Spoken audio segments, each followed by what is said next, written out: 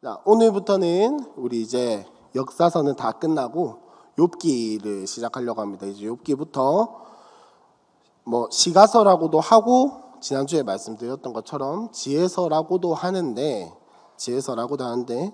이제 이 욥기 같은 경우에는 딱 처음 시작이 왜 읽어보셨겠다마는 처음 시작이 이야기처럼 이렇게 시작이 되죠. 이야기처럼 시작이 되고 이제 그 뒤에 내용 보면은 아주 질서정연하게 논쟁하는 모습이 보이죠. 네 한마디 하고 내 한마디 하고 네 한마디 하고 내 한마디 하고. 그래서 총 3번을 이야기를 하고 난 뒤에 또 되게 정갈하게 엘리후라는 사람이 와요. 그 격정적인 분위기에서 엘리후라는 사람이 와서 또 이렇게 이야기하고, 그 다음에 이제 하나님이 나타나셔서 욥에게 질문하시고 욥이 대답 못하고 어버버버버버 하다가 하나님 앞에 고꾸라져서 하나님 내가 잘못했습니다 라고 회개하는 요 이야기까지가 욥기의 전체적인 흐름이죠. 근데 이제 욥기의 시작이 우리가 딱 봤을 때 이야기이기 때문에 이것도 이야기인가? 마치 그 창세기나 이런 것처럼 뭔가 메시지를 전달하기 위해서 어떤 이야기를 기록한 것인가? 라고 생각하기가 쉽지만 그게 아니라고 지난주에 말씀을 드렸죠. 그 세 친구들 그리고 엘리후 또 하나님과 논쟁할 때 보면은 이 한글 성경에는 줄글로 적혀 있지만 실제로는 그게 아니다. 어떤 문학의 형태, 시나 운문의 형태처럼 이렇게 기록이 되어 있다라고 지난주에 여기까지도 말씀을 드렸었어요. 그죠? 그리고 욥기는 사실 시가서는 아닙니다. 그러니까 시의 형태를 가지고 있지는 않아요. 시조라든지 노래라든지 이런 형태를 가지고 있지는 않다마는, 그러면 이 욥기는 무엇을 이야기를 하는 거냐? 요 앞에 1장부터 3장까지는 보시면 나중에 뭐 내용 설명할 때 하겠다마는 1장부터 3장까지는 그냥 배경 설명이에요. 배경 설명. 옛날에 이런 일이 있었다더라 라고 하고, 그 다음에 4장부터 쭉 이어지는 내용이 뭐냐? 이 욥기를 쓴 사람이 하고 싶은 말을 하는 거예요. 4장부터. 그래서 이 긴 이야기를 통해서 무슨 말을 하고 싶은 건지 우리가 한번 봤으면 좋겠습니다. 근데 앞에 꽃이 있으니까 참 부담스럽다, 그죠? 저한테 이거 치울 걸 그랬네요. 굉장히 부담스러운데 아무튼 한번 보도록 하겠습니다. 일단 제일 처음에 욥기를 쓴 사람은 일단 욥은 아니에요. 욥 아니고 욥의 친구도 아니고 엘리후도 아니고 욥의 부인도 아니고 욥의 자녀도 아닙니다. 시간적인 간격이 굉장히 커요. 욥기는 여러분들이 잘 아시게 우리 담임 목사님께서 이미 작년에 설교하셨기 때문에 적어 놓으시거나 기억을 하시겠다마는 욥이라는 사람 자체는 아마도 창세기 시절 아브라함, 이삭, 야곱, 요셉 이 사람들이 살던 시절에 욥이 살았을 것이다 라고 추정을 합니다. 그 대표적인 예로 뭐가 있냐면, 자 1장 5절에 한번 보시면요, 그들이 차례대로 잔치를 끝내면 욥이 그들을 불러다가 성결하게 하되 라고 되어 있죠. 그리고 아침에 일어나서 그들의 명수대로 번제를 드렸다 라고 되어 있습니다. 무슨 말이죠? 욥이라는 사람이 주도를 해서 그 가정에 제사를 드렸다라는 거예요. 그래서 아브라함 시절 때는 이게 가능했거든요.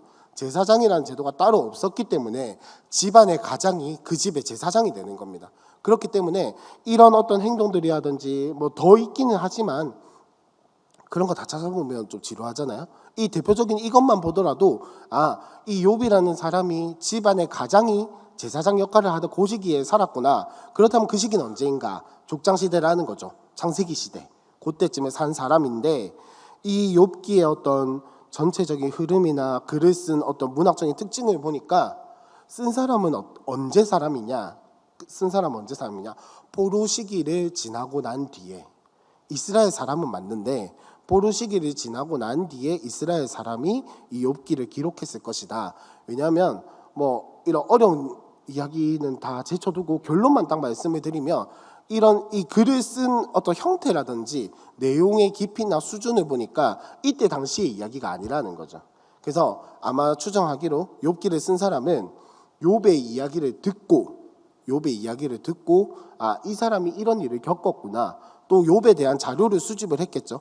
거기에서 친구들과 논쟁을 했다더라. 친구들과 어떤 논쟁을 했는가? 하나님의 의로우심, 뭐 이런 것들에 대해 신정론이라고 하는데 그런 것들에 대해서 이야기를 하는구나.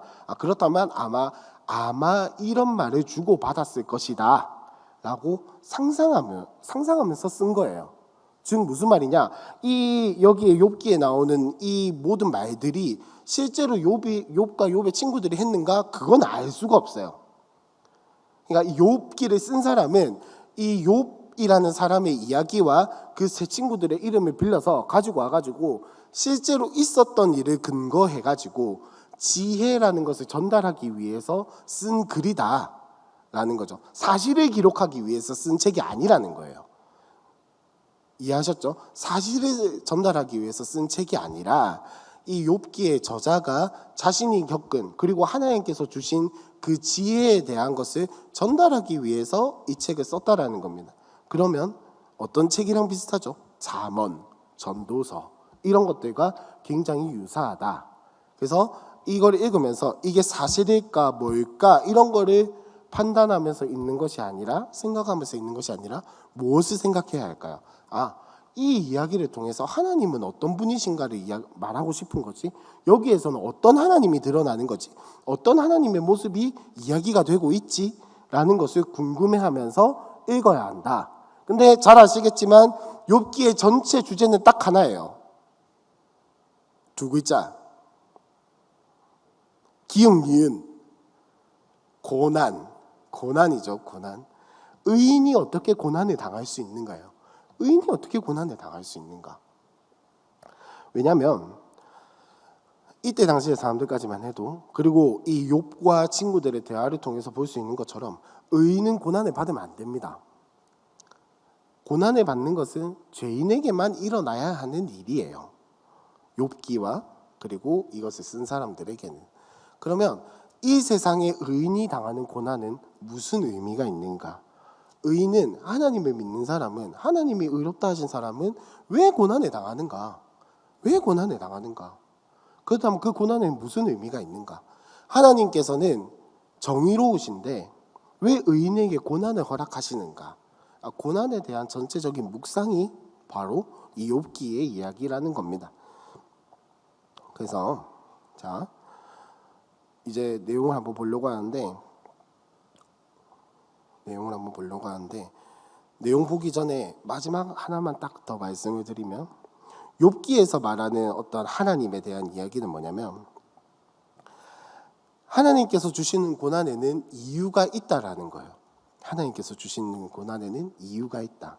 근데 그 이유가 무엇인가? 그리고 두 번째로 하나님께서 의인에게 고난을 주신다. 의인에게 고난을 주시는데 그렇다면 하나님은 정의롭지 않은 분인가에 대한 질문도 같이 대답을 해주고 있는 거예요. 왜냐하면 이 사람들의 사고방식은 인과응보적인 사고방식을 가지고 있기 때문에 벌을 받는 것은 고난을 받는 것은 고통을 받는 것은 왜 그런가? 잘못을 한 게 있기 때문에. 제 친구들의 입장이 항상 그렇죠. 야, 니 빨리 회개해라. 그러면 이 고난이 지나갈 것이다. 야, 니 빨리 네 잘못을 돌이켜야 한다. 뉘우쳐야 한다. 하나님 앞에서. 왜? 이 네가 당하는 고통과 고난은 네가 잘못했기 때문에. 심지어 나중에 보면은 네 자녀들이 죽은 것도 그 자녀들의 죄 때문이다 라고 아주 망언을 퍼붓는 이야기도 등장을 하죠. 그러니까 인과응보적인 생각에 사로잡혀가지고 하나님이 의인에게 고난을 주시는 건 말도 안 되는 이야기인 거예요. 그러니까 욥이 다 고난을 당하고 있으니까 욥은 지금 뭔가 죄를 지은 게 있고 하나님 앞에 뉘우치지 않았다라는 게 전체적인 흐름인데, 그러면 하나님께서 의인에게 고난을 주시는데 이건 무슨 의미가 있는가? 하나님께서 의인에게 고난을 주시는데 하나님의 정의는 어디에 있는가? 이게 욥기의 이야기라는 겁니다. 욥기에서 하고 싶은 말이랑 사실 조금 어려운 이야기예요. 되게 가볍게 들으면 가볍게 들을 수 있고 그냥 하나님은 그런 분이구나 라고 넘기려면 넘길 수 있는데, 내가 고난당했던 걸 생각하면은 부글부글 끓어오르면서 이제 욥이 했던 것처럼 하나님 도대체 내가 뭐 했는데, 내가 도대체 뭘 그렇게 잘못했는데 나한테 이런 고난을 주십니까? 라고 부글부글 속에 끓어오를 수도 있는 그런 이야기가 욥기라는 거죠. 그래서 내용을 한번 보자면, 자, 욥기는 크게 정말 크게 5부분으로 나눌 수가 있습니다.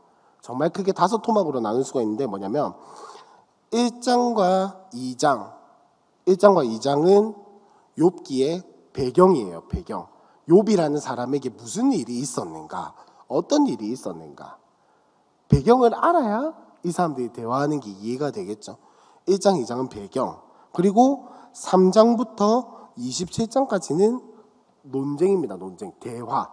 욥과 욥의 세 친구들의 대화가 이루어지는 게 27장까지의 내용이고 28장은 갑자기 뭐가 들어오냐면 지혜를 노래하는 이야기가 나옵니다. 지혜를 노래하는 이야기 28장 갑자기 뜬금없이 나오는 거예요. 28장이 그렇게 나오고 29장부터 42장 6절까지는 29장부터 42장 6절까지는 엘리후와 하나님이 등장을 해서 욥과 다시 한 번 더 이야기를 나누는 변론하고 대화하는 요 이야기들이 등장을 하고 그 다음에 42장 7절부터 17절까지는 결말 하나님께서 욥에게 판결을 내리시는 것과 그 다음에 욥이 회복되는 이야기가 42장 7절부터 17절까지 이렇게 해서 총 5부분으로 나눌 수가 있습니다. 배경 설명, 욥과 욥의 세 친구들의 대화, 지혜에 대한 노래, 네 번째로 욥과 엘리후가 하나님의 대화, 그리고 마지막으로 결말, 욥은 행복하게 잘 살았더라 라고 하는 이 이야기가 총 5부분으로 나눌 수가 있습니다. 그러면 이제 내용을 본격적으로 볼 텐데 1장, 2장은 사실 안 읽어도 다 아시죠? 이 욥기 읽기 시작하려면은 나중에 뒤에 막 이거 논쟁할 때는 되게 재미가 없는데 1장, 2장은 되게 재밌거든요. 무슨 바람과 해가 싸우는 것처럼 하나님과 사탄이 막 이야기를 하다가 욥에게 이 고난이 떨어지고 그 아내가 욥에게 욕하고 차라리 하나님을 저주하고 그냥 죽어버려라 라고 이야기를 하는 그런 이야기들. 사실 굳이 읽지 않아도 여러분들이 잘 아실 거라고 생각을 하기 때문에 넘어가도록 하겠습니다. 넘어가도 괜찮죠? 네. 그래서 이제 2장 말미에 보면은 드디어 세 친구들이 등장을 합니다. 세 친구들이 등장을 하면서 이제 3장부터는 본격적으로 이 고난, 의인이 당하는 고난에 대해서 사람들이 어떻게 생각하는지, 하나님의 태도는 무엇인지에 대해서 본격적으로 이야기가 시작이 되는 거죠. 3장은 사실 욥의 독백입니다. 독백. 욥이 혼자서 내 너무 힘들다. 도대체 나에게 무슨 일이 일어나고 있는 거냐라고 이야기를 하는 장면인데 그 중에 3장 11절에 보시면 여러분들이 아주 잘 아시고 계시는 자기 생일을 저주하는 이야기가 나오죠. 어찌하여 내가 태에서 죽어 나오지 아니하였던가? 어찌하여 내 어머니가 해산할 때 내가 숨지지 아니하였던가에 대해서 이야기를 하는 거죠. 그래서 이 자신의 생일을 저주한 것은 하나님이 의로우신 분이고 하나님이 다스리는 것은 분명히 의로운데, 자, 여러분 착각하시면 안 되는 게 아직까지는 욥이 말하는 하나님의 의로우심은 뭐냐? 아직까지도 인과응보적인 사상이에요. 욥 또한 마찬가지로 인과응보적인 사상을 지니고 있어요. 왜냐하면 자 보세요. 욥의 세 친구들은 욥에게 계속 이야기를 합니다. 야, 니 빨리 회개해라. 네가 고난을 당하는 것은 너의 죄 때문이다 라고 이야기를 하죠. 근데 욥 또한 마찬가지로 반대로 이렇게 생각을 합니다. 나는 하나님 앞에서 죄를 지은 것이 없기 때문에 이 고난은 나에게 부당한 것이다 라고 이야기를 하는 거거든요. 욥 또한 마찬가지로 그 생각의 기저에는 뭐가 깔려 있냐면 나는 의롭기 때문에 이 고난을 당하는 것은 의롭지 않다라는 거예요. 하나님이 왜 이러시는지 난 도저히 모르겠다 이거예요. 그래서 나중에 하나님과의 대화가 끝나고 하나님의 질문 세례가 막 이렇게 폭탄처럼 쏟아지고 욥이 깨닫는 건 뭐냐? 하나님의 통치에 대해서 내가 뭐라고 이랬다 저랬다 A는 B다라고 판단을 했구나. 내가 하나님 앞에 잘못한 것은 그거구나 라는 사실을 깨닫게 되는 거거든요. 지금 무슨 말이냐?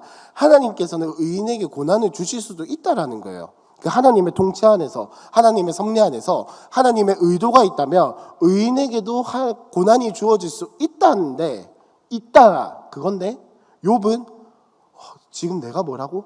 하나님의 그 의로우신, 하나님의 그 완벽하신 계획과 통치에다가 대고 내가 뭐라고 이랬다 저랬다 판단을 했구나 라는 거를 회개하는 거예요. 나중에 욥이 회개하는 것은.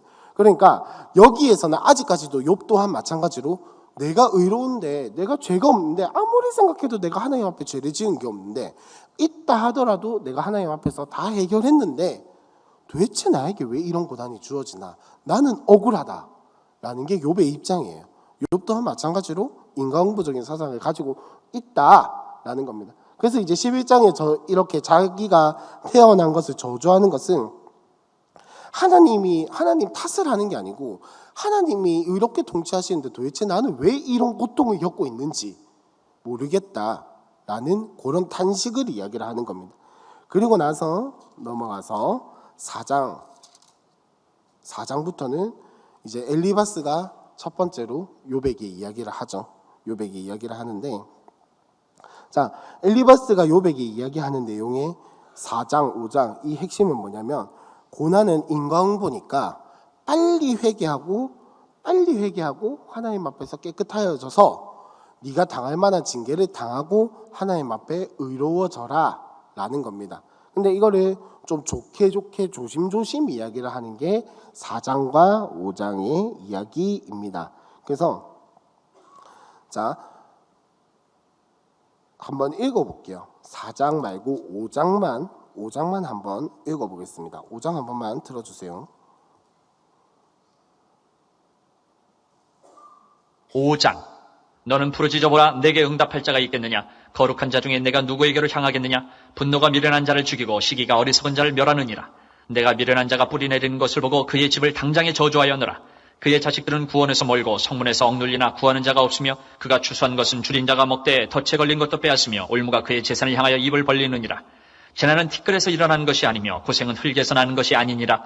사람은 고생을 위하여 났으니 불꽃이 위로 날아가는 것 같으니라. 나라면 하나님을 찾겠고 내 일을 하나님께 의탁하리라. 하나님은 헤아릴 수 없이 큰 일을 행하시며 기이한 일을 셀 수 없이 행하시나니 비를 땅에 내리시고 물을 밭에 보내시며 낮은 자를 높이 드시고 애곡하는 자를 일으키사 구원에 이르게 하시느니라. 하나님은 교활한 자의 계교를 꺾으사 그들의 손이 성공하지 못하게 하시며 지혜로운 자가 자기의 계략에 빠지게 하시며 간교한 자의 계략을 무너뜨리시므로 그들은 낮에도 어두움을 만나고 대낮에도 더듬기를 밤과 같이 하느니라. 하나님은 가난한 자를 강한 자의 칼과 그 입에서 또한 그들의 손에서 구출하여 주시나니 그러므로 가난한 자가 희망이 있고 악행이 스스로 입을 다무느니라. 볼지어다 하나님께 징계받는 자에게는 복이 있나니 그런즉 너는 전능자의 징계를 없인 여기지 말지니라. 하나님은 아프게 하시다가 싸매시며 상하게 하시다가 그의 손으로 고치시나니 6가지 환난에서 너를 구원하시며 7가지 환난이라도 그 재앙이 내게 미치지 않게 하시며 기근 때의 죽음에서 전쟁 때의 칼의 위협에서 너를 구원하실 터인즉 내가 혀의 채찍을 피하여 숨을 수가 있고 멸망이 올 때에도 두려워하지 아니할 것이라. 너는 멸망과 기근을 비웃으며 들짐승을 두려워하지 말라. 들에 있는 돌이 너와 언약을 맺겠고 들짐승이 너와 화목하게 살 것이니라. 내가 내 장막의 평안함을 알고 내 우리를 살펴도 잃은 것이 없을 것이며 내 자손이 많아지면 내 후손이 땅의 풀과 같이 될 줄을 내가 알 것이라. 내가 장수하다가 무덤에 이르리니 마치 곡식단을 제때 들어올린 같으니라. 볼지어다 우리가 연구한 바가 이와 같으니 너는 들어보라. 그러면 내가 알리라. 자, 이제 무슨 말을 하는 건지 조금 아시겠나요? 엘리바스가 지금 어떤 의도로 이 말을 하는 건지 알겠나요? 욥이 불쌍해서 하는 말이 아니라 욥이 불쌍하고 욥이 힘들어 보이니까 하나님이 너를 도와주실 거야 라고 이야기를 하는 게 아니고 네가 지금 당하는 것은 너의 죄로 인한 고난이니 하나님을 회개하는 자를 돌보신다. 그러니 너는 빨리 회개해라. 이거예요. 무슨 말인지 이해하셨죠? 욥이 고난을 당하고 있어서 불쌍해서 그런 게 아니라 빨리 네 죄를 회개하라고 오히려 독촉하는 거죠. 독촉을 하는 거죠. 그에 대한 욥의 답변이 6장과 7장입니다. 그래서 이 긴 이야기의 결론은 7장 21절에 나와 있습니다. 7장 21절 한번 다 같이 읽어보겠습니다. 시작. 주께서 어찌하여 내 허물을 사하여 주지 아니하시며 내 죄악을 제거하여 버리지 아니하시나이까. 내가 이제 흙에 누우리니 주께서 나를 애써 찾으실지라도 내가 남아있지 아니하리이다 라고 이야기를 하죠. 이 말은 욥이 내가 회개했으니 하나님 빨리 이게 그 말이 아니고 빨리 해결해 주세요 이 말이 아니고 하나님 내가 뭔 죄를 지었습니까 도대체. 나는 아무 죄 안 지었다. 나는 아무리 돌아봐도 아무 죄 안 지었다. 만약에 네 말이 맞다면 나에게 죄가 있다라는 건데 하나님 어째서 내 죄 안 사해 줍니까? 내가 여태까지 이렇게 살았는데 내가 진짜 하나님 앞에 똑바로 살지 않았습니까? 근데 왜 내 죄를 안 사해 줍니까? 이대로 가다가는 나는 회개할 것도 없고 나는 아무것도 없으니까 이대로 가다가는 나 아주 그냥 죽겠습니다. 요 이야기를 하는 게 7장 21절이에요. 엘리바스의 그 질책에 대해서 욥이 대답하는 건 뭐냐? 제가 말을 되게 이상하게 했는데 정리를 하자면 욥이 대답하는 건 뭐냐? 나는 아무리 찾아봐도 나에게 죄가 없다. 만약에 이 징계가 나의 죄로 인한 것이라면 나는 하나님 앞에서 정결하게 다 행했는데 하나님이 내 죄를 안 사해 주는 거다. 어떻게 된 거냐? 라고 대답을 하는 거예요. 그리고 넘어가서 이제 8장에는 수아 사람 빌닷이라는 사람이 와서 또 욥에게 한마디를 하죠. 욥에게 한마디를 하는데 엘리바스보다는 그래도 조금 낫기는 하지만 그럼에도 불구하고 엘리바스보다 조금 더 호의적이긴 해요. 하지만 말 자체는 굉장히 엄하게 이야기를 합니다. 엘리바스보다 훨씬 더 엄하게 이야기를 하는데 그래서 이제 시작부터가 좀 세죠. 네가 어느 때까지 이런 말을 하겠으며 어느 때까지 네 입의 말이 거센 바람과 같겠느냐. 쉽게 말해서 언제까지 헛소리하고 있을래? 라고 이야기를 하고 있는 거죠. 그래서 쭉 이야기를 하는 게 결론이 뭐냐면 핵심이 뭐냐면 자 11절 한번 보겠습니다. 8장 11절을 보면 왕골이 진펄 아닌 데서 크게 자라겠으며 갈대가 물 없는 데서 크게 자라겠느냐. 자 이것과 굉장히 비슷한 우리나라 속담이 있어요.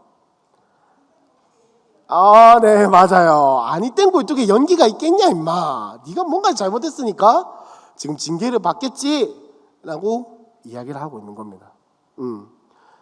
그러니까 욥이 대답을 하는 게 뭐냐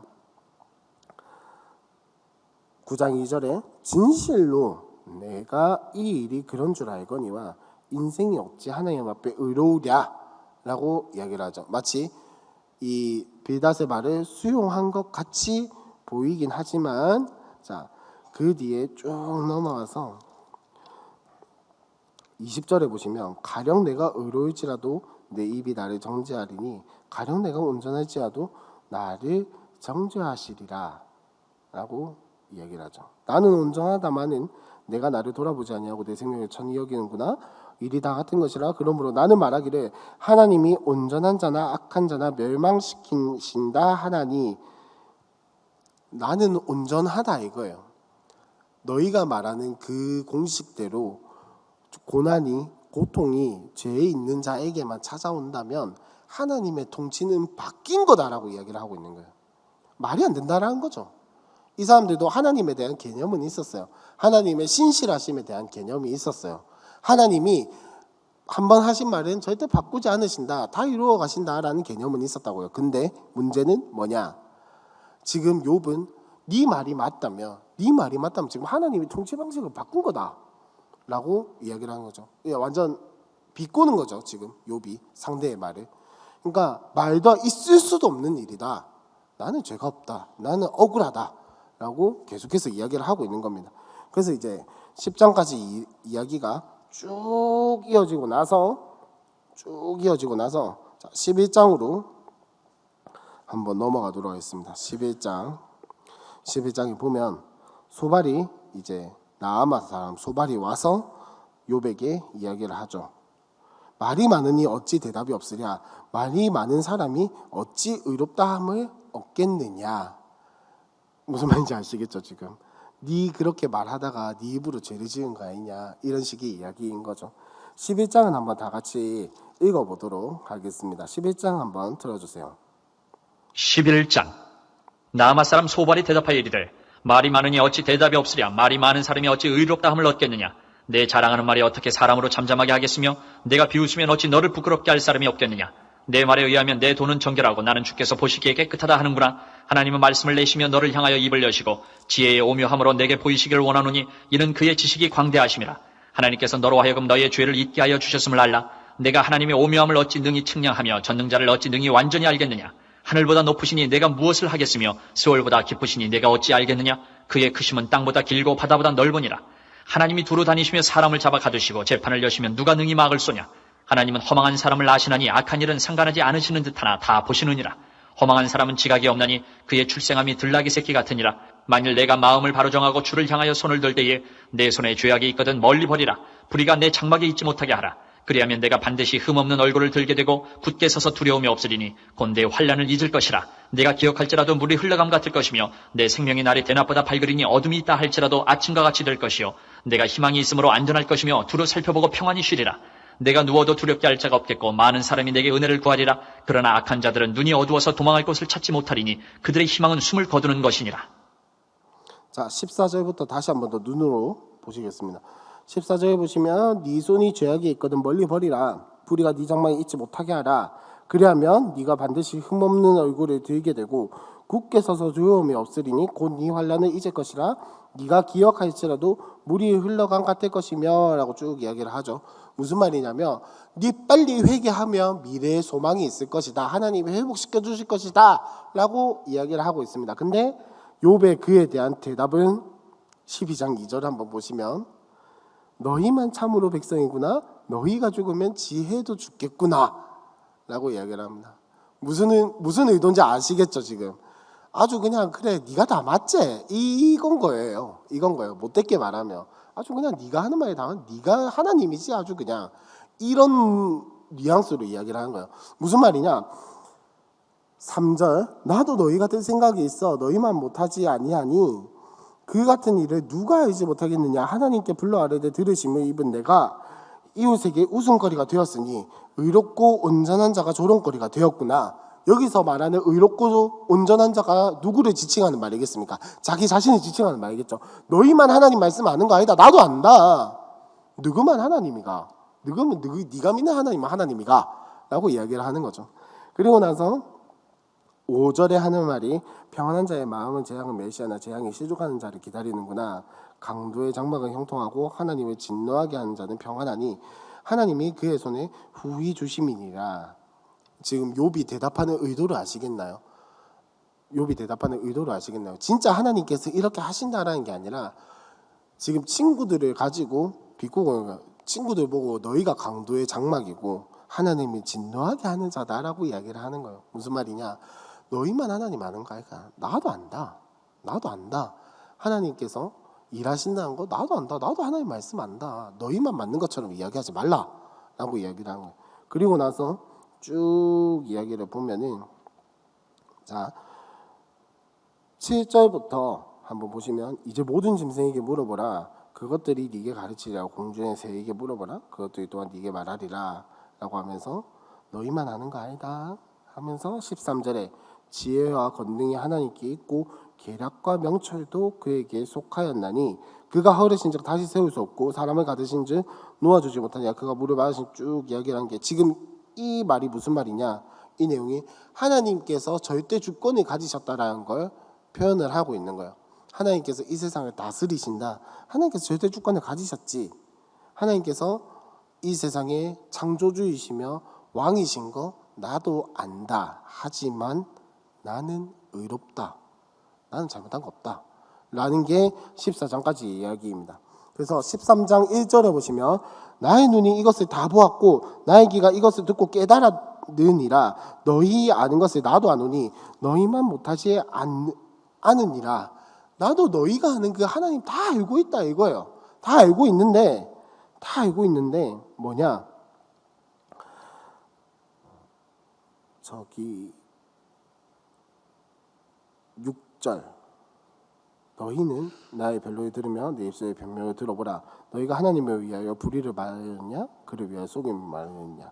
너희가 하나님의 낯을 따르려느냐 그를 위하여 변론하느냐. 하나님이 너희를 감사하시면 좋겠느냐. 너희가 사람을 속인 같이 그를 속이려느냐 라고 쭉 이야기를 하면서 18절에 보라 내가 대사정에 진술하였거니와 내가 정의롭다 함을 얻을 줄 아노라. 내 말한 거 다 들어봐라. 나는 죄가 없다 이거예요. 나는 죄가 없다. 19절 나와 변론할 자가 누구이랴. 그러면 내가 잠잠하고 기운이 끊어지리라. 그러니까 자기랑 변론을 해서 이길 사람이 있으면 나는 그 사람 말 듣고 아주 그냥 고꾸라지겠다 라고 이야기를 하는 겁니다. 그리고 나서 욥의 기도문이 등장을 하죠.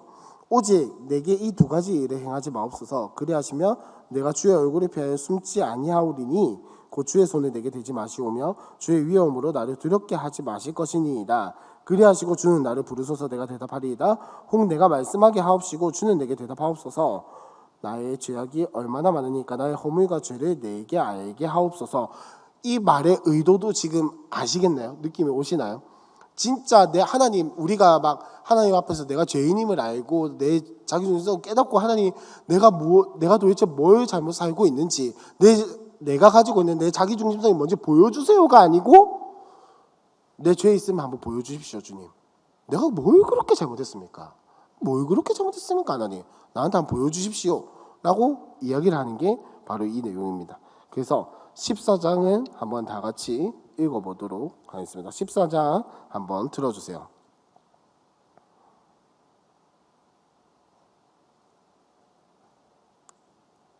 14장 들어주면 좋겠는데. 14장. 여인에게서 태어난 사람은 생애가 짧고 걱정이 가득하며 그는 꽃과 같이 자라나서 시들며 그림자같이 지나가며 머물지 아니하거늘 이와 같은 자를 주께서 눈여겨보시나이까? 나를 주 앞으로 이끌어서 재판하시나이까? 누가 깨끗한 것을 더러운 것 가운데에서 낼 수 있으리까? 하나도 없나이다. 그의 날을 정하셨고 그의 달수도 주께 있으므로 그의 규례를 정하여 넘어가지 못하게 하셨사온즉 그에게서 눈을 돌이켜 그가 품꿈같이 그의 날을 마칠 때까지 그를 홀로 있게 하옵소서. 나무는 희망이 있나니 찍힐지라도 다시 um이 나서 연한 가지가 끊이지 아니하며 그 뿌리가 땅에서 늙고 줄기가 흙에서 죽을지라도 물 기운에 um이 돋고 가지가 뻗어서 새로 심은 것과 같거니와 장정이라도 죽으면 소멸되나니 인생이 숨을 거두면 그가 어디 있느냐. 물이 바다에서 줄어들고 강물이 찾아서 마름같이 사람이 누우면 다시 일어나지 못하고 하늘이 없어지기까지 눈을 뜨지 못하며 잠을 깨지 못하느니라. 주는 나를 수월에 감추시며 주의 진노를 돌이키실 때까지 나를 숨기시고 나를 위하여 규례를 정하시고 나를 기억하옵소서. 장정이라도 죽으면 어찌 다시 살리까? 나는 나의 모든 고난의 날 동안을 참으면서 풀려나기를 기다리겠나이다. 주께서는 나를 부르시겠고 나는 대답하겠나이다. 주께서는 주의 손으로 지으신 것을 기다리시겠나이다. 그러하온데 이제 주께서 나의 걸음을 세시오니 나의 죄를 감찰하지 아니하시나이까? 주는 내 허물을 주머니에 봉하시고 내 죄악을 싸매시나이다. 무너지는 산은 반드시 흩어지고 바위는 그 자리에서 옮겨가고 물은 돌을 닳게 하고 넘치는 물은 땅의 티끌을 씻어버리나이다. 이와 같이 주께서는 사람의 희망을 끊으시나이다. 주께서 사람을 영원히 이기셔서 떠나게 하시며 그의 얼굴빛을 변하게 하시고 쫓아보내시오니 그의 아들들이 존귀하게 되어도 그가 알지 못하며 그들이 비천하게 되어도 그가 깨닫지 못하나이다. 다만 그의 살이 아프고 그의 영혼이 애국할 뿐이니이다. 여기까지가 욥의 대답이고, 자 이제 15장부터는 이제 한 바퀴 돌았어요. 3명 주고받고 한 바퀴 돌고 이제 15장부터는 다시 엘리바스부터 스타트입니다. 15장부터 엘리바스부터 시작하는데 엘리바스의 말이 아주 의미심장하죠. 15장 7절에 보시면 네가 제일 먼저 난 사람이냐? 산들이 있기 전에 네가 출생하였느냐? 하나님의 오묘하심을 네가 들었느냐? 지혜를 홀로 가졌느냐? 네가 아는 것을 우리가 알지 못하는 것이 무엇이냐? 네가 깨달은 것을 우리가 소유하지 못한 것이 무엇이냐? 라고 이야기를 합니다. 네 잘났나 이거죠. 네만 잘났나? 네만 다 아나? 네만 하나의 말씀 들었나? 이 이야기를 하는 거죠. 그리고 나서 10절에 보면은 우리 중에는 머리가 흰 사람도 있고 연로한 사람도 있고 네 아버지보다 나이가 많은 사람도 있느니라 라고 이야기를 합니다. 그러니까 욥이 이제 마지막에 죽을 때 보면은 100살이 넘게 살았죠. 그래서 이때 당시에 욥의 나이가 정확하게 몇 살인지는 알 수가 없지만 어쨌든 이 세 친구들도 만만찮게 인생의 경험이 있다라는 거예요. 만만찮게 인생의 경험이 있고 우리도 임마 신앙생활 할 만큼 해봤다 임마 이건 거죠. 할 만큼 해봤다. 니만 잘났나? 라고 이야기를 하면서 엘리바스가 다시 한 번 더 입을 떼는데 그 내용을 전체적으로 요약을 하면 뭐냐, 이제 전통적인 권위를 가지고 이야기를 하는 거죠. 전통적인 권위를 가지고 이야기를 하는 건데 이게 무슨 말이냐. 자 17절을 한번 보겠습니다. 15장 17절을 보면 내가 네게 보이리니 내게서 들으라. 내가 본 것을 설명하리라. 이는 곧 지혜로운 자들이 전하여 준 것이니 그들의 조상에게서 숨기지 아니하였느니라. 내 지금부터 이제 말하는데 이 말하는 거는 옛날 옛적부터 우리 조상들 중에 똑똑한 사람들이 우리에게 전하여 준 거다라고 이야기를 하는 거죠. 그러면서 쭉 이야기를 하는 겁니다. 인과응보적인 이야기예요. 결국 이 뒤에 내용들을 다 보시면 인과응보에 대해서 인과응보의 가치관을 가지고 이야기를 하는 겁니다. 그래서 자 넘어가서 한다. 저기 31절 그가 스스로 속아 허무한 것을 믿지 아니할 것은 허무한 것이 그의 보응이 될 것임이라 라고 이야기를 하는 게 무슨 말인지 아시겠나요? 인과응보라는 거예요. 자, 이 말을 바꿔서 이야기를 하면 뭐냐? 허무한 것이 너에게 보응이 된다라는 거예요. 허무한 거 가지고 살아가면 보응이 되는데 자, 보응이 뭔지 아시죠? 너에게 고통이 임할 것이고 고난이 임할 것이다. 허무한 것을 붙들고 살아가지 말라. 네가 지금 하고 있는 건 뭐냐? 허무한 거 붙들고 씨름하는 거다 라는 이야기를 지금 엘리바스가 전통적인 그 이야기를 가지고 와서 말해주고 있는 거예요. 그러니까 욥이 다시 한 번 더 대답을 합니다. 16장부터 하는 이야기가 17장까지 쭉 이어지는데 이제 뭐냐? 중보자를 구하는 거예요. 중보자. 여기서 말하는 중보자는 예수님 같은 중보자를 이야기를 하는 게 아니고 내 답답한데 내 이야기 좀 대신해 줄 사람을 찾고 있는 거예요. 내 대신해서 쟤네랑 말싸움 좀 해. 쟤네 진짜 말귀 못 알아듣는다. 내 말을 왜 이렇게 못 알아듣냐. 좀 내 이야기 좀 대신 쟤네가 이해할 수 있도록 좀 설명해 줄 사람. 우리 담임 목사님께서 자주 하시는 말해보소 할 때처럼 그런 느낌이라는 거예요. 담임 목사님이 말하고 싶은 게 있는데 막 답답하실 때 누군가에게 설명 잘하는 사람한테 딱 부탁을 하시잖아요. 지금 욥도 그런 모습이라는 거야. 답답해 죽겠네. 누가 대신 와서 설명 좀 해달라. 나는 잘못한 게 없다. 라는 이야기를 하고 있는 게 16장과 17장의 이야기입니다. 그리고 나서 18장으로 넘어가면 이제 빌닷도 두 번째로 이야기를 하죠. 이제 여기서부터는 조금 이야기가 적대적으로 흘러갑니다. 욥에 대해서. 자, 빌닷이 하는 말의 핵심은 뭐냐? 네 악인이다 라는 거야. 내 지금까지 좋게 이야기했는데 하나님 빨리 하나님 앞에 회개하러 좋게 이야기하. 네 도저히 안 되겠다. 네 진짜 악인 맞네 라고 이야기를 직접적으로 딱 이야기를 던지는 게 바로 18장의 이야기입니다. 그래서 자 보시면 5절에 보시면 악인의 빛은 꺼지고 그의 불꽃이 빛나지 않을 것이요 그의 장막가 어두워지고 그 위에 등불이 꺼질 것이요 쭉쭉쭉쭉 이야기를 하면서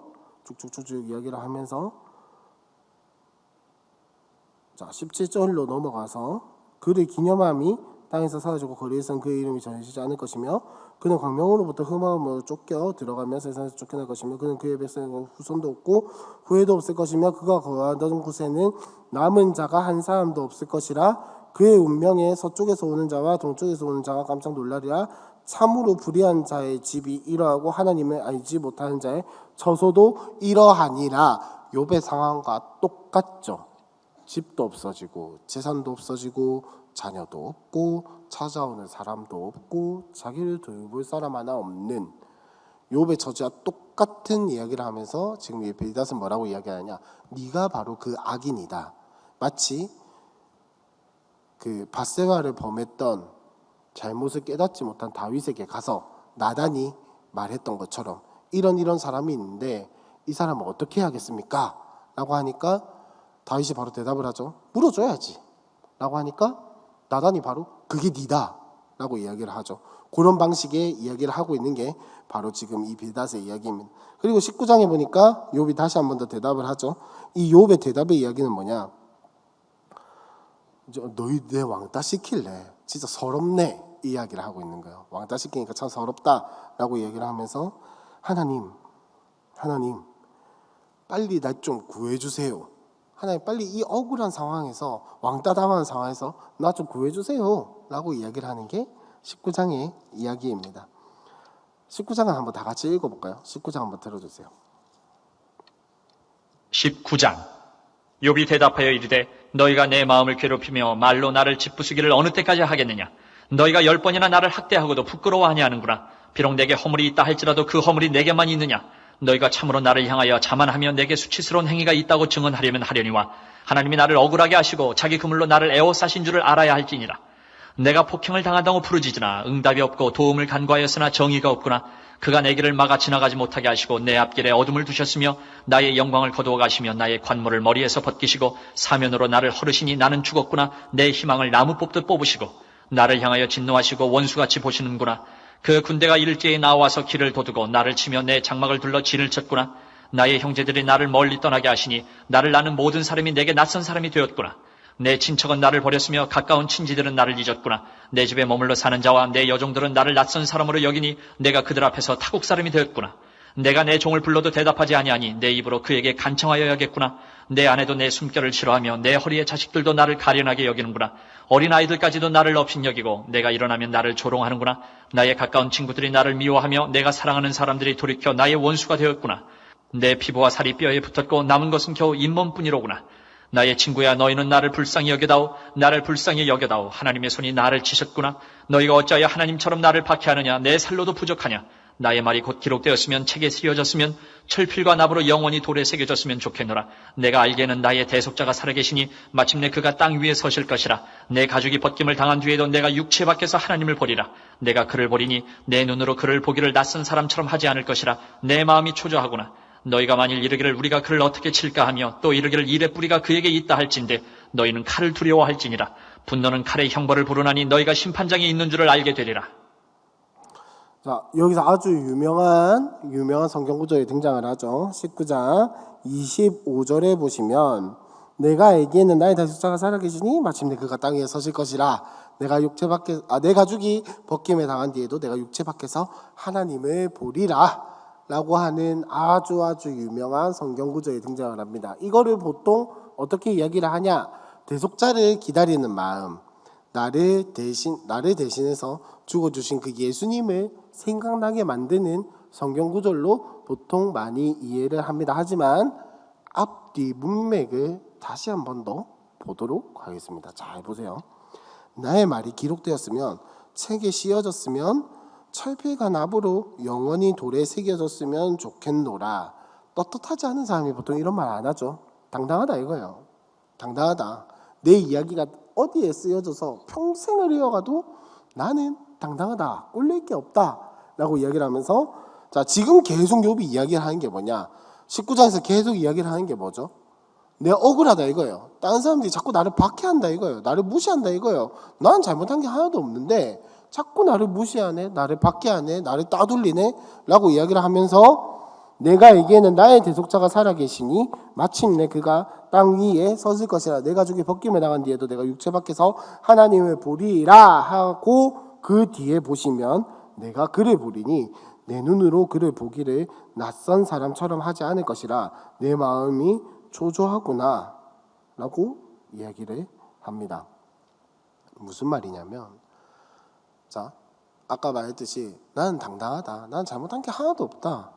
그러니까 내가 곧 죽어도 죽어서 하나님을 만나면 나는 꿀릴 게 없다 이거예요. 하나님이 나를 대신해서 변호해 줄 거다. 이 이야기를 하고 있는 겁니다. 하나님이 나의 변호자가 되신다. 즉, 이 대속자라는 게 예수님을 의미할 수도 있어요. 일단 그건 나중에 이야기를 하도록 하고, 여기서 말하는 대속자는 나를 대신해서 죽어주거나 나를 대신해서 희생해주는 사람을 이야기를 하는 게 아니고, 나를 대신해서 나의 의로움을 변호해줄 사람을 욥을 찾고 있는 겁니다. 나를 대신해서 나를 변호해줄 사람을 찾고 있는 게 지금 욥의 이야기예요. 그래서 내 가죽이 벗김을 당한 뒤에도 내가 육체 밖에서 하나님을 보리라 라고 이야기를 하는 것은 욥은 알았을 거란 말이에요. 내가 죄가 있으면 하나님을 봤을 때 내가 죽게 된다라는 것을. 근데 육체 밖에서 하나님을 보고 이야기를 한다는 것은 나는 죄가 없다라는 거예요. 나는 죄가 없다. 나 하나님 떳떳하게 볼 수 있다. 그 이야기를 하고 있는 겁니다. 그래서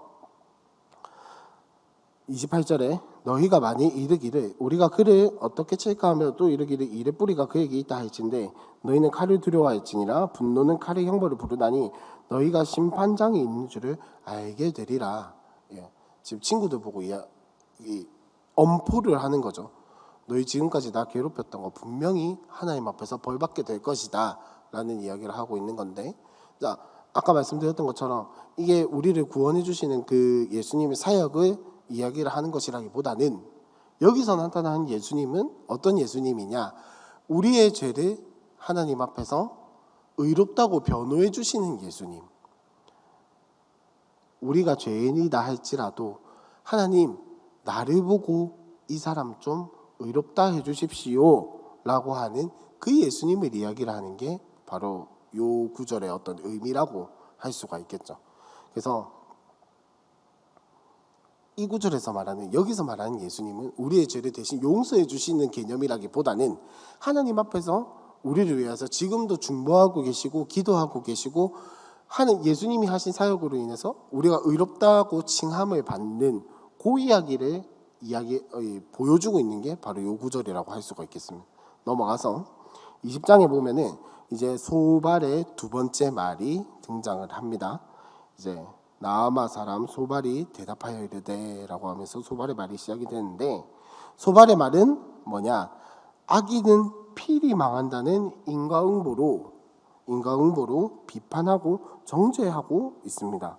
그래서 자 20절에 한번 보겠습니다. 20절 한번 보면 그 위에 18절부터 보시면 수고하여 얻은 것을 삼키지 못하고 돌려주며 매매하여 얻은 재물로 즐거움을 삼지 못하리니 이는 그가 가난한 자를 학대하고 버렸으며 자기가 세우지 않은 집을 빼앗음이니라. 인과응보죠. 지금 인과응보를 이야기를 하고 있는 거죠. 20절 그는 마음의 평안을 알지 못하니 그가 기뻐하는 것을 하나도 보존하지 못하겠고 남기는 것이 없이 모두 먹으니 그런즉 그 행복이 오래가지 못할 것이라. 풍족할 때에도 괴로움이 이르리니 모든 재난을 주는 자의 손이 그에게 말이라. 그가 배를 불리려 할 때 하나님이 맹렬한 진노를 내리시리니 음식을 먹을 때 그 위에 비같이 쏟으시리라. 그가 철병기를 피할 때에는 노다사소와 꿰뚫을 것이요 몸에서 그의 화살을 빼낸즉 번쩍번쩍하는 촉이 그의 쓸개에서 나오고 큰 두려움이 그에게 닥치니라. 큰 어둠이 그를 위하여 예비되어 있고 사람이 피우지 않은 불이 그를 멸하며 그 장막에 남은 것을 해치리라 라고 이야기를 하고 있죠. 무슨 말입니까? 분명히 망할 거다라는 거예요. 악인은 분명히 망한다라는 거예요. 그렇게 의롭지 못하게 살아가는 모든 사람들은 무슨 일을 당해도 심판을 받을 것이고 형벌을 받을 것이고 죽게 될 것이다, 재난을 피하지 못할 것이다 라고 이야기를 하는 게 지금 이 소발의 이야기입니다. 그래서 27절에 보시면 하늘이 그의 죄악을 드러낼 것이요 땅이 그를 대하여 일어날 것인즉 그의 가산이 떠나가며 하나님의 진노의 날에 끌려가리라. 이는 악인이 하나님께 받을 분깃이요 하나님이 그에게 정하신 기업이니라 라고 이야기를 하고 있습니다. 이 모든 말이 누구를 향해서 이야기를 하는 거겠습니까? 욥에게 하는 이야기인 거죠. 그래서 21장에 보시면 욥이 또 대답을 합니다. 뭐냐면 2절에 너희는 내 말을 자세히 들으라. 이것이 너희의 위로가 될 것이니라. 나를 용납하여 말하게 하라. 내가 말한 후에 너희가 조롱할지리야. 나의 원망이 사람을 향하여 하는 것이냐? 내 마음이 어찌 조급하지 않겠느냐? 라고 쭉 이야기를 하면서 7절에 어찌하여 악인이 생존하고 장수하며 세력이 강성하냐? 그들의 후손이 앞에서 그들과 함께 굳게 서고 자손이 그들의 목전에서 그러하구나.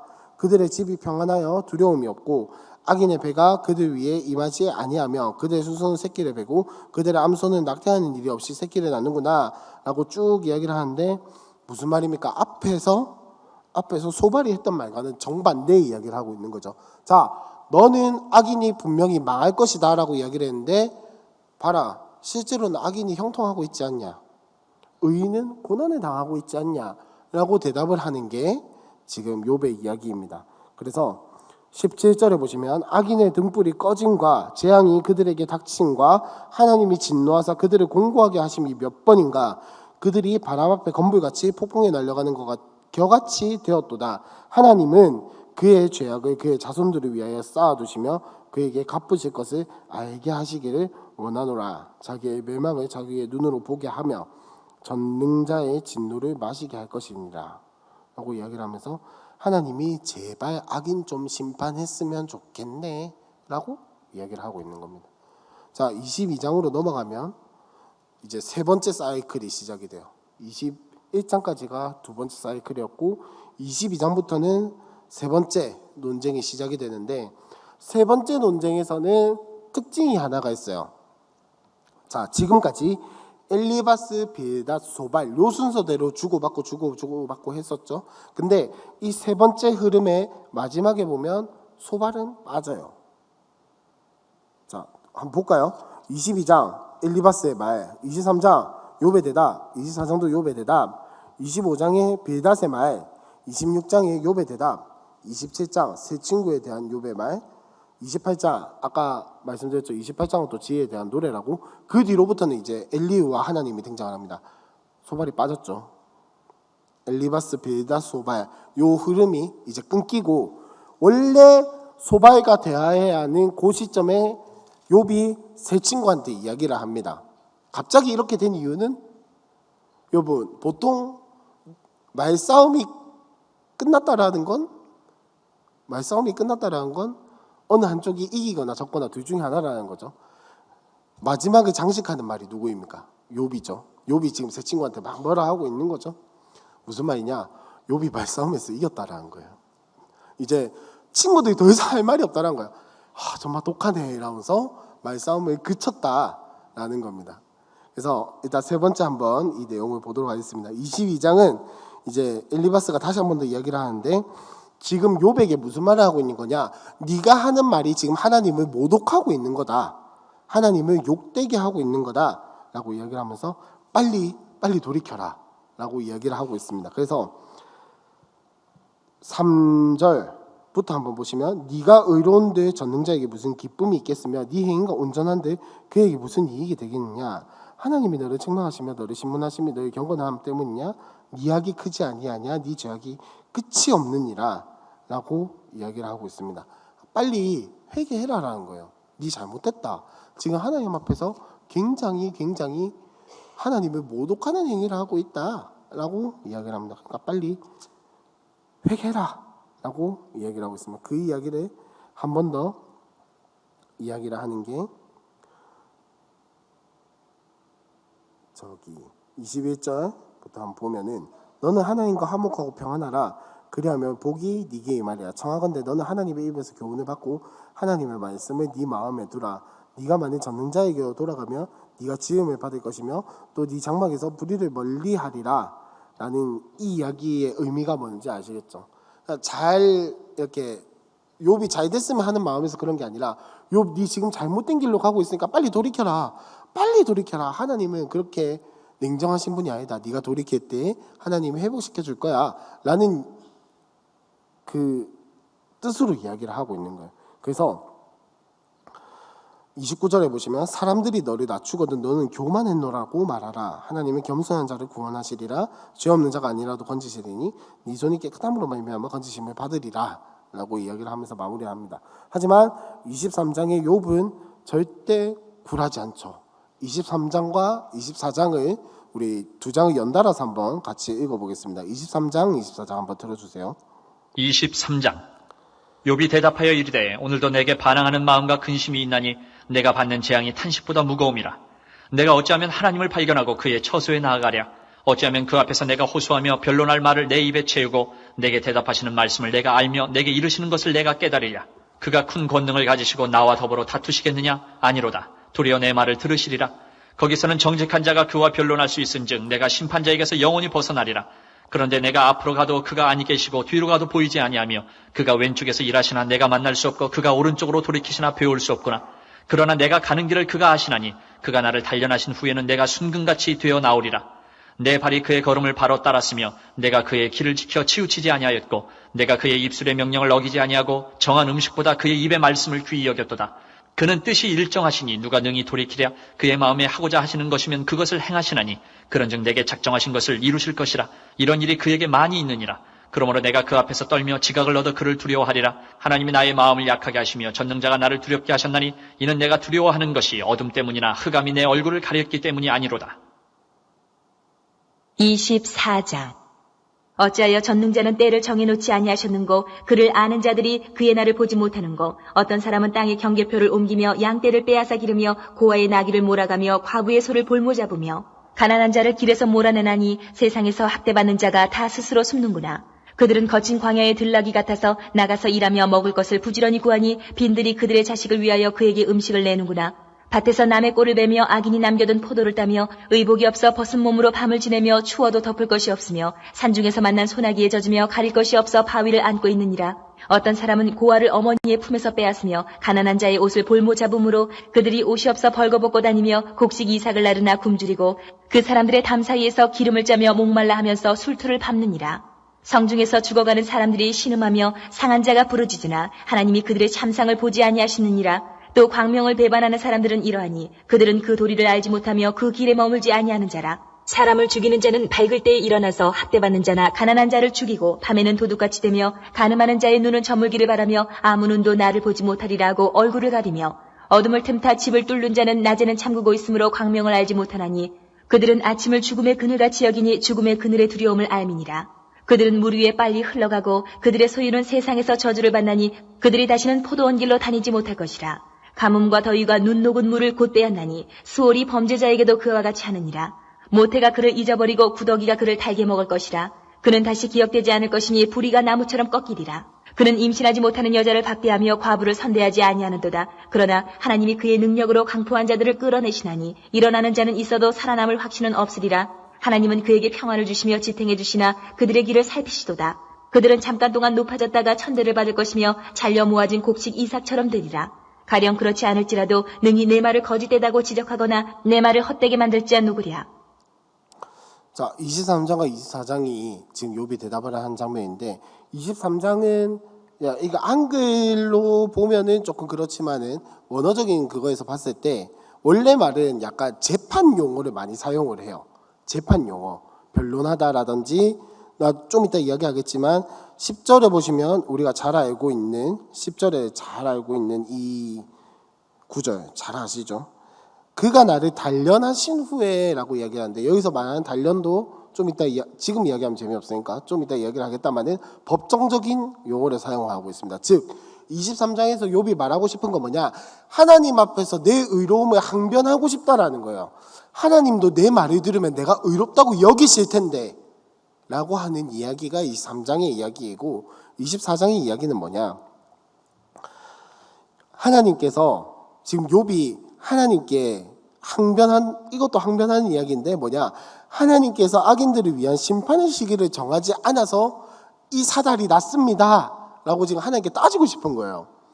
악인들이 더 잘되고 의인들이 고난을 받는, 나 같은 의인이 고난을 받는 이 상황은 뭐냐? 내가 죄를 지어서 그런 게 아니고 하나님이 죄인을 심판하실 시기를 잘못 정했기 때문에 내가 지금 이 고통을 겪고 있는 겁니다. 하나님 뭐 하고 계십니까? 라고 항변하고 싶어하는 이야기가 24장의 이야기예요. 자, 그러면 23장 10절 우리가 아주 좋아하는 찬양으로도 많이 부르는 그 구절, 그러나 내가 가는 길을 그가 아시나니 그가 나를 단련하신 후에는 내가 순금같이, 개역 한글에는 정금같이 되어 나오리라 라고 이야기를 하죠. 근데 그 앞뒤를 한번 보겠습니다.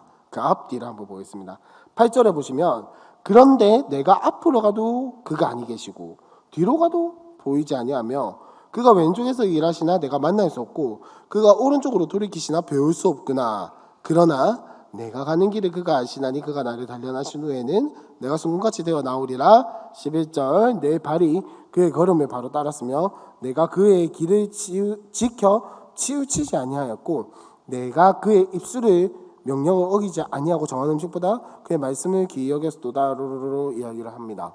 자, 여기서 10절에 나를 단련하신 후에는을 나를 판단하신 후에는으로 단어를 바꿔서 한번 읽어보면 조금 더 자연스러워요. 다시 한번 읽어볼게요. 좀 지루해도. 자, 8절 그런데 내가 앞으로 가도 그가 아니 계시고 뒤로 가도 보이지 아니하며 그가 왼쪽에서 일하시나 내가 만날 수 없고 그가 오른쪽으로 돌이키시나 배울 수 없구나. 그러나 내가 가는 길을 그가 아시나니 그가 나를 판단하신 후에는 내가 순금같이 되어 나오리라. 내 발이 그의 걸음을 바로 따랐으며 내가 그의 길을 지켜 치우시지 아니하였고 쭈루루루루. 무슨 말이냐면 이 10절의 이야기는 사실은 뭐 이 구절만 딱 놓고 보면은 굉장히 은혜로운 말씀이고 내가 하나님 앞에서 정말 성숙하고 신앙의 성장을 이루어가야겠구나라는 다짐을 하게끔 만드는 말이기는 합니다. 그게 잘못됐다라는 걸 이야기를 하고 싶은 게 아니고 10절의 원래 의미는 뭐냐? 하나님께서 보시기에도 내 삶은 의롭다라는 거예요. 하나님께서 보시기에도 내 삶은 의롭다. 하나님을 만나서 지금 내가 이 판결을 못 받을 뿐이지, 하나님 만나가지고 내 이야기 다 하고 내 모습 딱 보여주면 내가 하나님 말씀을 안 지킨 게 있나, 내가 하나님이 명령하신 것을 불순종한 게 있나, 하나님이 보면은 하나님이 판단해도 나는 의로울 거다라는 이야기를 하고 있는 게 10절의 이야기예요. 아까 하다가 안 했지만은 앞선 그 친구들의 이야기 중에 우리가 또 많이 오해했던 것들이 하나가 있죠. 뭐냐? 네 시작은 미약하였으나 나중은 심히 창대하리라. 아직도 기억나는 게 뭐냐면 그 구절이 잘못됐다라는 걸 몰랐을 때, 저도 그렇고 저희 가족도 그렇고 초신자였을 때 한창 그 구절이 유행을 했었어요. 그때 마침 저희 어머니가 반찬 가게를 여셨고 교회에서 신방을 오셔가지고 그 구절이 적힌 액자를 주셨어요. 나중에 생각해보니까 살짝 기분이 나쁘더라고요. 비꼬는 건가? 개업한 것을? 반찬이 맛이 없다고 비꼬시는 건가? 우스갯소리를 했지만, 그러니까 그것 또한 그 구절만 떼놓고 보면 굉장히 은혜로워요. 네 시작은 미약하자 심히 창대하리라. 개업에 얼마나 은혜되는 말씀이에요. 얼마나 은혜되는 말씀이야. 하지만 그 말을 했던 진짜 본 뜻은 뭐냐? 한번 해봐라. 잘 되나 보자. 요 뜻이잖아요. 그러니까 이 10절 동안 우리가 찬양을 부르는 거 좀 심각하게 이거에 빠져 있는 사람들은 찬양도 그걸 부르면 안 된다라고 이야기를 하지만 우리가 이 성경을 읽으면서 이 구절을 지나가면서 갑자기 여기서 걸려가지고 탁 은혜 받고 그러자는 말이 아니고, 이것 또한 이제 앞뒤 문맥을 한번 잘 읽어봐야 한다라는 거죠. 잘 읽어보니까 신앙의 성숙을 이야기를 하는 게 아니라, 하나님 어디 갔노? 빨리 내 의롭다고 판결을 받아야 하는데, 지금 그 이야기를 하고 있는 거죠, 욥이. 자, 그래서 24장까지 쭉 그런 이야기를 하고 있습니다. 하나님 만나기만 해봐라. 내 아주 의롭다라는 거 그냥 세상 전체에 다 보여줄 거다라고 이야기를 하고 있습니다. 그러고 25장에 이 수아 사람 빌닷이 뭔가 낌새를 느꼈겠죠. 그래서 되게 짧게 이야기를 해요. 25장 되게 짧죠. 짧게 딱 하는데 보시면 수아 사람 빌닷이 대답하여 이르되 하나님은 주권과 위엄을 가지셨고 높은 곳에서 화평을 베푸시느냐? 그의 군대를 어찌 계수할 수 있으랴? 그가 비추는 광명을 받지 않은 자가 누구냐? 그런즉 하나님 앞에서 사람이 어찌 의롭다 하며 여자에게서 난 자가 어찌 깨끗하다 하랴? 보라, 그의 눈에는 달이라도 빛을 발하지 못하고 별도 빛나지 못하거나 하물며 구더기 같은 사람, 벌레 같은 인생이랴 라고 이야기를 합니다. 되게 좋게 말하는 것 같지만 요게 말싸움이라는 걸 기억하세요, 여러분. 지금 말싸움하고 있는 겁니다. 말싸움이라는 걸 기억을 하면 이거는 지금 좋게 말하는 게 아니고 인간의 죄인됨을 지금 고스란히 이야기를 하고 싶어서 이야기를 하는 게 아니고 지금 욥을 공격을 하는 거죠. 니도 사람이다 임마. 어디 지금 하나님 앞에서 의롭다고 칭함을 받으려고 하노? 라고 이야기를 하고 있는 겁니다. 그에 대한 욥의 대답은 또 약간 매운맛이에요. 네가 힘없는 자를 참 잘도 도와주는구나. 기력 없는 팔을 참 잘도 구원하여 주는구나 라고 이야기를 하고 있는 겁니다. 그래서 이 이야기가 28장까지 쭉 이어져가 28장까지 죄송합니다. 이 이야기가 26장 쭉 이야기를 하면서 뭐냐면 자기 자신의 모습을 통해서 자기 자신의 삶을 통해서 하나님의 성품과 능력을 이야기를 하는 겁니다. 근데 이것 또한 진짜 온전한 하나님의 성품과 능력을 찬양하고 싶어서 찬양하는 게 아니고 내 삶을 한번 봐라. 하나님이 이래 드러나는데 라고 하는, 결국은 자기 의롭다 하심을 또 변호하고 있는 거예요. 그래서 27장으로 가면은 이제 욥이 또 풍자에 이르되라고 하면서 쭉 이제 욥의 이야기가 등장을 합니다. 무슨 말이죠? 이제 말싸움 끝났다라는 거예요. 욥이 새 친구들을 더 이상 할 말이 없게 만든 거야. 이쯤 되니까 이제 새 친구들도 할 말이 없는, 정말 진짜 독하네, 진짜 죄가 없네라고 설득당한 게 아니고 더 이상 말 못하겠다 이런 거죠. 자, 여기까지가 사실이라기보다는, 사실일 수도 있겠다만 사실이라기보다는 욥기를 쓴 사람이 이런 대화, 논쟁, 말싸움이란 걸 통해서 하나님이 어떤 분이신지를 알려주고 싶어하는 이야기가 여기까지입니다. 그래서 이 이야기를 통해서 하고 싶은 말이 뭐냐? 28장이라는 거죠. 28장. 이 잘 보면은 뭔가 욥이 혼자서 막 말하는 것 같아요. 아니면 새 친구들을 가르치기 위해서 막 말하는 말인 것 같지만 사실 이걸 한번 읽어보면 뭐냐? 지혜에 대한 약간 뭐랄까 찬미? 가사 같은 거예요. 찬미? 지혜를 노래하는 것, 지혜를 이렇게 막 지혜 좋아 이렇게 하면서 이야기를 하는 게 28장이거든요. 그러니까 욥이 갑자기 뜬금없이 말싸움 하다가 내 의롭다 이러다가 갑자기 지혜 최고 이러고 있는 건데 어색하잖아요. 흐름이 어색하잖아요. 그러니까 이거는 욥이 한 말이라기보다는 이 욥기를 쓴 사람이 지혜에 대해서 이제 27장까지 이야기를 하고 1차 마무리를 하고 28장에서 지혜가 어떤 것인지를 말하고 싶어 하는 거예요. 자기가 하고 싶은 말을 하는 거죠. 28장을 다 같이 한번 읽어보겠습니다. 28장 한 번만 들어주세요. 28장. 은이 나는 곳이 있고 금을 재련하는 곳이 있으며 철은 흙에서 캐내고 동은 돌에서 녹여 얻느니라. 사람은 어둠을 뚫고 모든 것을 끝까지 탐지하여 어둠과 죽음의 그늘에 있는 광석도 탐지하되 그는 사람이 사는 곳에서 멀리 떠나 갱도를 깊이 뚫고 발길이 닿지 않는 곳 사람이 없는 곳에 매달려 흔들리느니라. 음식은 땅으로부터 나오나 그 밑은 불처럼 변하였도다. 그 돌에는 청옥이 있고 사금도 있으며 그 길은 솔개도 알지 못하고 매의 눈도 보지 못하며 용맹스러운 짐승도 밟지 못하였고 사나운 사자도 그리로 지나가지 못하였느니라. 사람이 굳은 바위에 손을 대고 산을 뿌리까지 뒤엎으며 반석에 수로를 터서 각종 보물을 눈으로 발견하고 누수를 막아 스며나가지 않게 하고 감추어져 있던 것을 밝은 대로 끌어내느니라. 그러나 지혜는 어디서 얻으며 명철이 있는 곳은 어디인고 그 길을 사람이 알지 못하나니 사람 사는 땅에서는 찾을 수 없구나. 깊은 물이 이르기를 내 속에 있지 아니하다 하며 바다가 이르기를 나와 함께 있지 아니하다 하느니라. 순금으로도 바꿀 수 없고 은을 달아도 그 값을 당하지 못하리니 오빌의 금이나 귀한 청옥수나 남보석으로도 그 값을 당하지 못하겠고 황금이나 수정이라도 비교할 수 없고 정금 장식품으로도 바꿀 수 없으며 진주와 벽옥으로도 비길 수 없나니 지혜의 값은 산호보다 귀하구나. 구수의 황옥으로도 비교할 수 없고 순금으로도 그 값을 헤아리지 못하리라.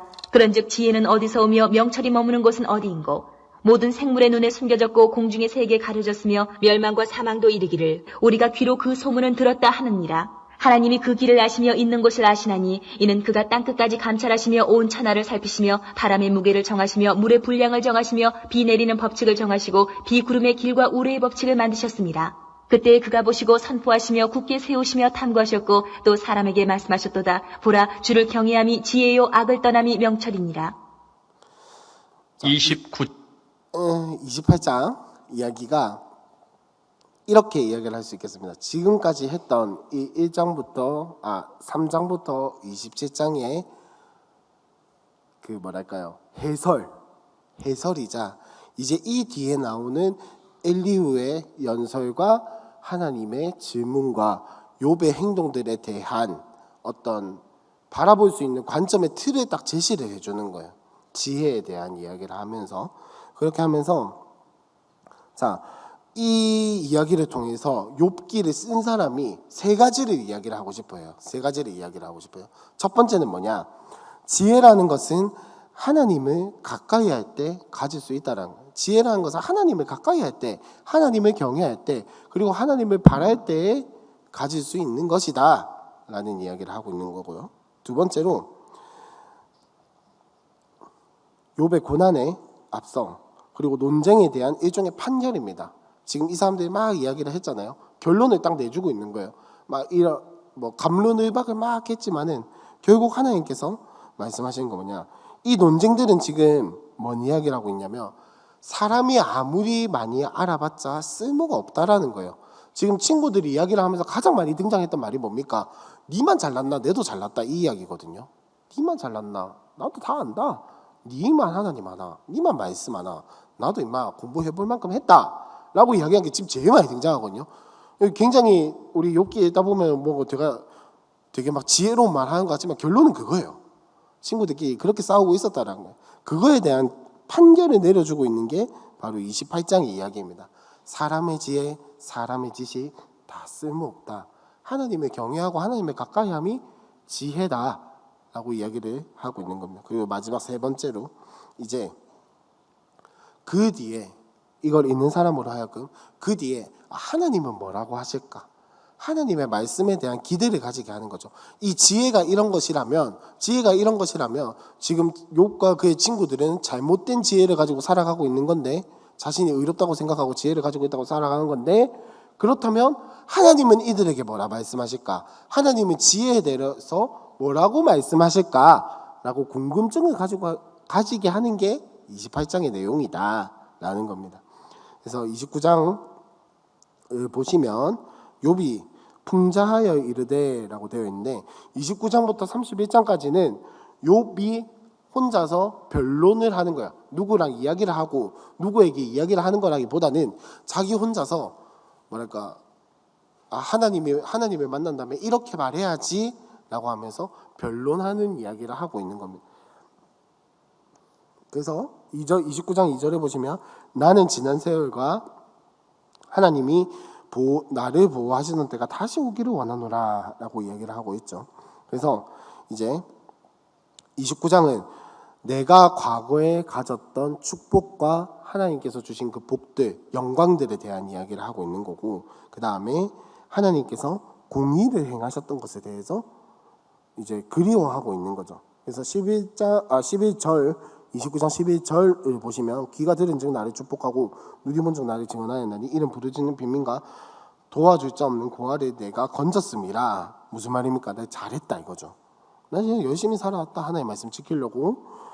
13절에 망하게 된 자도 나를 위하여 복을 빌었으며 과부의 마음이 나로 말미암아 기뻐 노래하였느냐. 내가 의를 옷으로 삼아 입었으며 나의 정의는 겉옷과 모자 같았느니라. 나는 맹인의 눈도 되고 다리 저는 사람의 발도 되고 빈궁한 자의 아버지도 되며 내가 모르는 사람의 송사를 돌보아 주었으며 불의한 자의 턱뼈를 부수고 노획한 물건을 그 이새에서 빼내었느니라 라고 이야기를 하면서 자신의 의로움을 뭐라고 이야기를 하고 있습니까? 내가 이렇게 살았는데, 내 잘 도와줬는데, 내 참 사람들 많이 도와주고 기쁘게 하고 힘이 되어줬는데 라고 이야기를 하고 있죠. 그러니까 자신의 의로움이, 그러니까 자기가 가지고 있는 의가 하나님이 주신 의가 아니라 하나님을 경외함으로써 하나님을 이렇게 사랑함으로써 얻은 의가 아니라 내가 잘해서 내가 얻어낸 의라는 것을 지금 계속해서 이야기를 하고 있는 겁니다. 그러니까 지금 우리는 사실 이걸 보면서 와, 욥 진짜 열심히 살았네, 나도 그렇게 살아야지 라고 생각해야 하는 게 아니라 어떻게 봐야 한다는 거죠. 나도 이런 교만에 혹시 빠지진 않을까, 나도 이런 오류에 빠지지 않을까. 사실 경계하면서 읽어야 하는 부분이 이 욥이 하나님께 변론하는 부분이에요. 넘어가서 31장에서는 무슨 이야기를 하고 있냐면 자신의 정결함에 대해서 맹세하고 있습니다.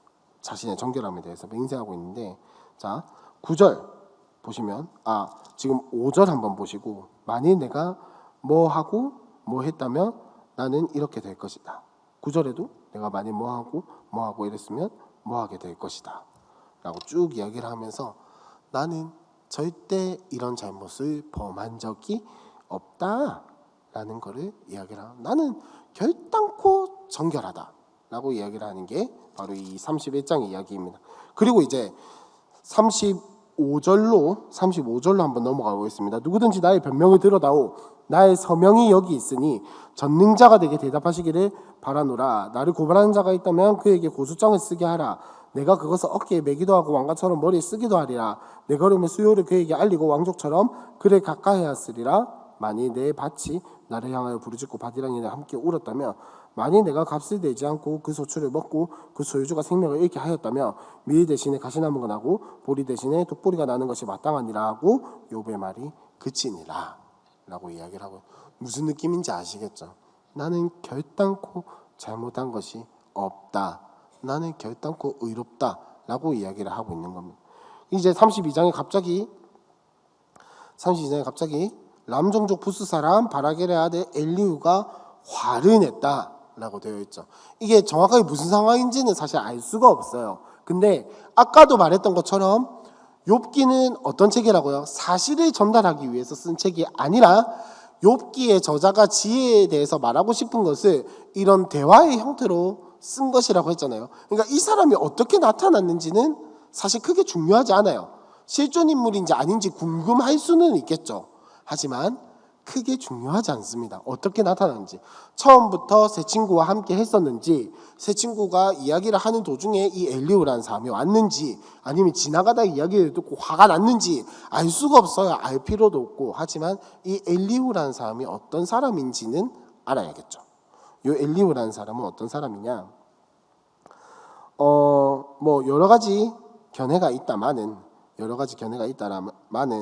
이제 보통 제사장이라고 많이 봅니다. 제사장이라고 많이 보고, 그 당시에 제사장의 제도가 없었지만은 그 여기서 말하는 제사장이라는 것은 그 지역의 어떤 뭐랄까요? 자꾸 옛날 거밖에 떠오르지가 않는데 훈장님 같은 느낌? 그런 식으로 이해를 하시면 되겠습니다. 그러니까 그 지역에서 굉장히 하나님에 대해서는 좀 권위가 있는 그런 사람이었다라는 거죠. 그래서 이제 엘리후가 막 화내면서 요백이 하는 말이 뭐냐?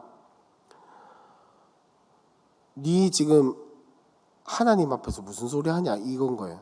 지금 32장부터는 엘리후가 요백에 막 말하는데 어떤 느낌이냐면, 이전까지 요백 세 친구들은 요백에 정죄하고 공격하고 빨리 회개해라 라는 식의 이야기였다며, 32장부터 엘리후가 하는 말은 하나님의 입장에서 하나님을 변론하는 거예요. 지금까지 세 친구들이 했던 말은 결국은 똑같은 말이거든요.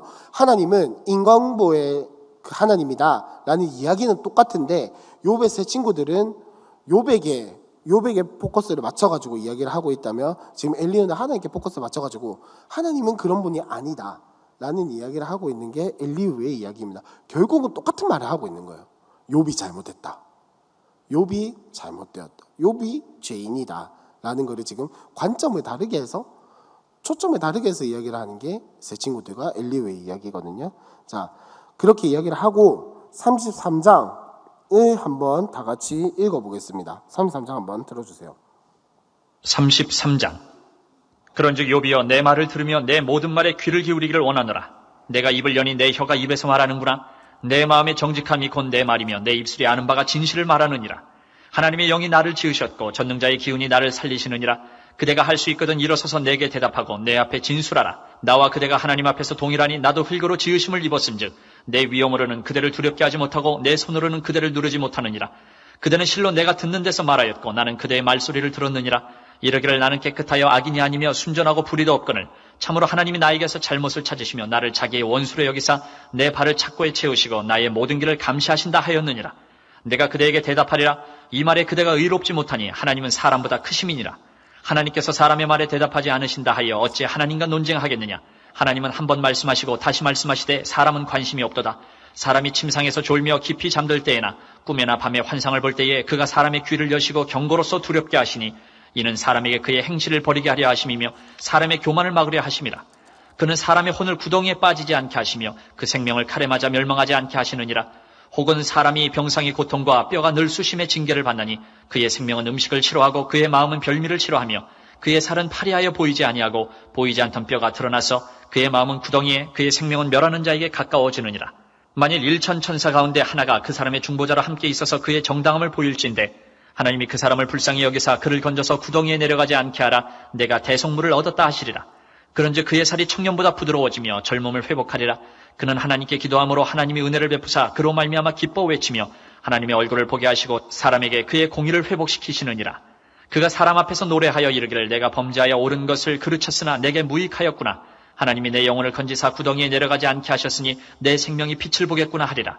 실로 하나님이 사람에게 이 모든 일을 제삼 행하심은 그들의 영혼을 구덩이에서 이끌어 생명의 빛을 그들에게 비추려 하심이니라. 욥이여 내 말을 귀담아 들으라. 잠잠하라. 내가 말하리라. 만일 할 말이 있거든 대답하라. 내가 기쁜 마음으로 그대를 의롭다 하리니 그대는 말하라. 만일 없으면 내 말을 들으라. 잠잠하라. 내가 지혜로 그대를 가르치리라. 자, 33장은 지금 무슨 이야기냐면, 엘리후가 보기에 욥이 자신이 의롭다 한 건 잘못이다 이거예요. 그렇게 해서 하나님께 소송하고 있는 장면이에요. 하나님께 소송하고 있는 그런 내용인데, 그래서 욥에게 하는 말이 뭐냐? 회개하면 하나님이 구속자를 통해서라도 죄를 용서하실 것이다 라는 거를 이야기를 하고 있는 겁니다. 그리고 나서 34장에 하는 이야기가 뭐냐면, 욥이 지금까지 이야기를 한 게 뭐냐면 하나님께서 정의로우시다면 하나님께서 정말로 이 세상을 잘 다스리고 계신다면 어찌 이런 일이 일어나냐? 그럴 수 없다라고 한 거에 대한 하나님에 대한 변호를 하고 있는 게 34장의 이야기입니다. 그리고 나서 35장에 대한 이야기는 하나님의 초월성에 대한 엘리후의 변호입니다. 오늘은 여기까지 마무리를 하도록 하고, 어쨌든 지금 흐름이 어떻게 되는지는 아시겠죠? 아직까지 욥은 정신을 못 차렸어요. 자기는 의롭다 하는 그 근거는 잘 알겠다마는, 자기가 의롭다 하는 그 근거는 잘 알겠다마는 진짜 의로움이 뭔지도 잘 모르고, 그 다음에 하나님의 그 통치하심과 다스리심과 하나님의 섭리에 대해서 아직까지 이해를 못했다라는 거예요. 그러니까 욥의 세 친구들이나 엘리후나 욥이나 다 똑같은 생각을 하고 있는 거예요. 뭐냐? 하나님은 죄 있는 자에게 고난을 주신다. 의인에게는 고난을 주지 않는다라는 요 생각이 아직 바뀌지 않은 겁니다. 아직 바뀌지 않았고, 지금까지 욥기의 저자가 이 이야기를 통해서 보여주고 있는 거는 뭐냐? 이 생각을 깨야 한다라는 걸 보여주고 있는 거죠. 하나님의 통치는 완벽하고, 사실은 그렇게 이야기를 한다는 것 자체가 하나님의 통치에 대한 의심이니까 그 이야기를 하고 있는 거고, 다음 주에는 제가 없을 거예요. 담임 목사님이 오셔서 하실 거고, 어쨌든 욥기는 아직 오늘 다 마무리는 못했다마는 이렇게 마치도록 하겠습니다.